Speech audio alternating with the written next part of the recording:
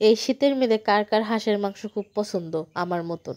আসসালামু আলাইকুম, সবাই কেমন আছেন? আশা করি সবাই ভালো আছেন। আমি অনেক ভালো আছি।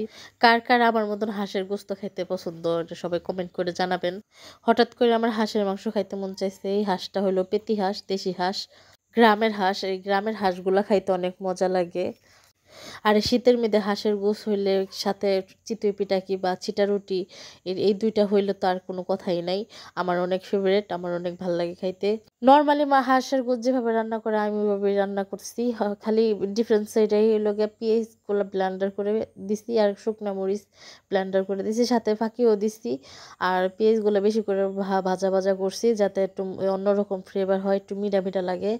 আমি মনে করি কষানের মধ্যেই সব কিছু, কষানের মধ্যেই অনেক ভাল লাগে। আর আমি তো আগেই বলছি আদা রসুন আমি একসাথে পেস্ট করি, আর জিরাও আমি আলাদাভাবে ফাঁকি করে নেই। একটু শুখা দিয়া গরম মশলা একসাথে দিয়ে ফাঁকি করে নেই, তাহলে এটার ফ্লেভারটা আরও বেশি ভাল লাগে। আমি জিরা বাটা দিই না, ফাঁকি করে নেই। আমি সবসময় নর্মাল মশলা দিয়ে রান্না করি, এত ঝাঁঝালো কোনো মশলা টশলা ইউজ করি না।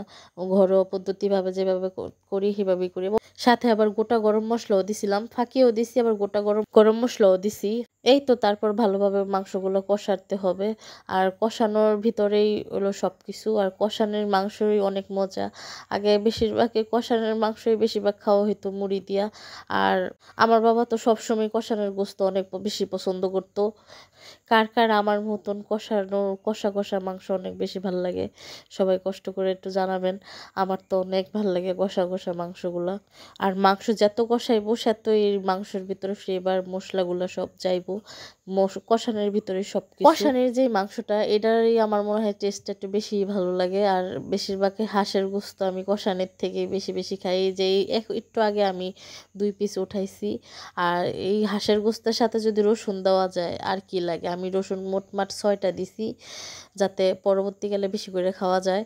আমার হাঁসের গোস্ত না, আমার হাঁসের গোস্ত এমনিতে যে বড় কক মুরগি ওইটা, আবার গরুর মাংস, চুই ঝালের সাথে রসুন, আমার এই রসুনটা দিলে আমার যে ভাল লাগে গরম গরম ভাতের সাথে, আমার সেই ভাল লাগে। আগে দেখা গেছে আমি হাঁসের মাংস খাই নাই, একটু ঘিন্নাইতাম। আস্তে আস্তে আমিও খাওয়া শিখে গেছি। আগে বুঝি নেই হাঁসের মাংস এত মজা। এখন আমি নিজেই রান্না করি, আগে মায়ের রান্না করতো। আমি অনেক সময় নিয়ে মাংসগুলো কষাইছি যাতে মশলাগুলো সব মাংসের ভিতরে ঢুকে। আমার কাছে তো এই কষানি গোশটাই বেশি ভালো লাগে। লাস্টে পানি দিয়ে দিছি, পানি দিয়ে ভালোভাবে পরিমাণ মতো পানি দিয়ে ভালোভাবে লাড়াচাড়া দিয়ে ঢাইকা দিছি। বেশি একটু ঝোল দেই নাই, কারণ ভালো করে কষানো হয়েছে। বেশি ঝোল দিলে এত ভালো লাগবো না, একটু করে ঝোল দিছি পরিমাণ মতন। এই ঝোলটুকু একটু হালকা শুকাইলে নামিয়ে ফেলবো। এই হাঁসের মাংসটা একটু সময় নিয়ে রান্না করতে হয় যাতে টেস্টটা একটু ভালো হয়। আমি আবার রান্নার শেষে একটু সাথে গরম মশলা একটু দিয়ে দিছিলাম যাতে ফ্লেভারটা একটু ভালো আসে।